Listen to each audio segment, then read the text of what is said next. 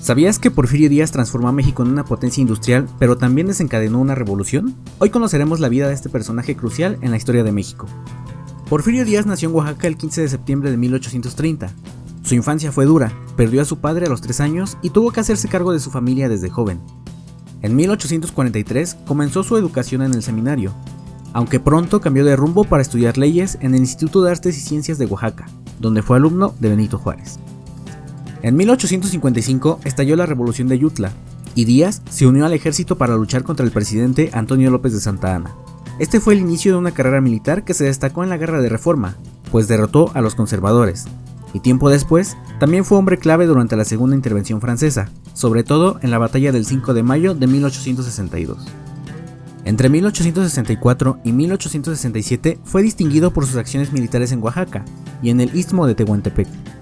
En 1867, cuando las tropas francesas se retiraron, Porfirio Díaz tomó la ciudad de Puebla y desde ese entonces se llamó el héroe del 2 de abril. Ese mismo año, con 37 años, se retiró de la vida militar y se casó con su sobrina Delfina Ortega, con quien tuvo 5 hijos, 3 de los cuales murieron en su infancia.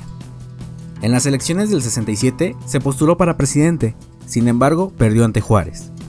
En 1871 nuevamente se postuló, esta vez frente a Juárez y Sebastián Lerdo de Tejada. Una vez más perdió las elecciones ante Juárez. Esto provocó su disgusto y promulgó el Plan de la Noria, en el cual mostraba su disgusto por la reelección de Juárez.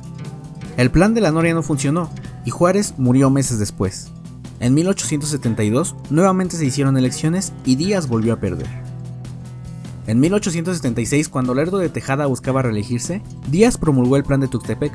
Así, cuando Lerdo de Tejada se reeligió, no pudo hacerlo, y Porfirio Díaz tomó el poder como presidente provisional hasta 1877, cuando fue promulgado presidente constitucional. Al finalizar su periodo presidencial en 1880, decide seguir su principio de la no reelección y deja su cargo. En 1881, después de la muerte de su primera esposa, se casa con Carmen Romero Rubio. De 1881 al 83 fue gobernador de Oaxaca. En 1884 se postula para candidato y gana las elecciones para presidente de la República. Aquí inicia el periodo conocido como el Porfiriato, donde gobernó poco más de 30 años. Con su llegada a la presidencia por fin hubo estabilidad y paz. Su filosofía política se basaba en el positivismo, una corriente de orden y paz, aunque para lograr esta paz tuvo que imponer mano dura. Realizó reformas a la Constitución, gracias a esto pudo reelegirse varias veces. Durante su gobierno se dio paso a una nueva etapa. Se fomentó el desarrollo económico, la ciencia, la literatura, la música y las artes. Creó la Universidad Nacional, logró la estabilidad con la Iglesia, creó el Banco Nacional de México, impulsó la creación de más de 20.000 kilómetros de líneas férreas, inauguró la Escuela Naval Militar, la construcción del Palacio de Bellas Artes, impulsó el uso de las líneas telefónicas, regularizó el cobro de impuestos, se construyeron fábricas en todo el país. La economía creció y el peso mexicano estaba a la par del dólar estadounidense, entre muchas otras cosas. Todo esto se logró gracias a los acompañantes de Díaz, los cuales eran conocidos como los científicos. Durante su mandato se optó por seguir corrientes europeas, en especial la francesa, lo que llevó a México a un modernismo.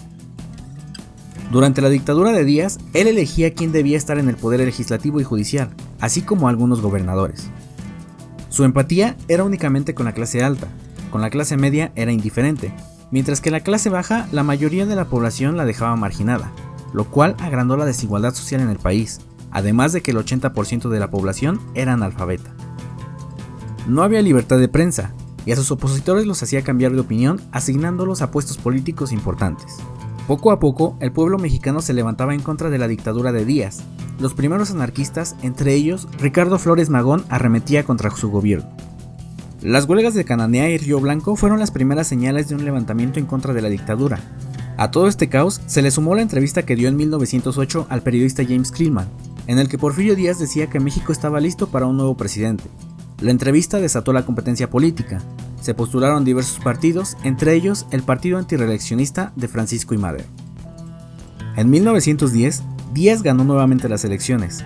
Madero, disgustado, promulgó el Plan de San Luis, en el cual no reconoció al presidente y denunció las elecciones como un fraude, e hizo el llamado para que el 20 de noviembre el pueblo mexicano se levantara en armas y derrocara al gobierno de Díaz. Con esto inició la Revolución Mexicana. En mayo de 1911 se firmó el acuerdo de paz entre Díaz y Madero.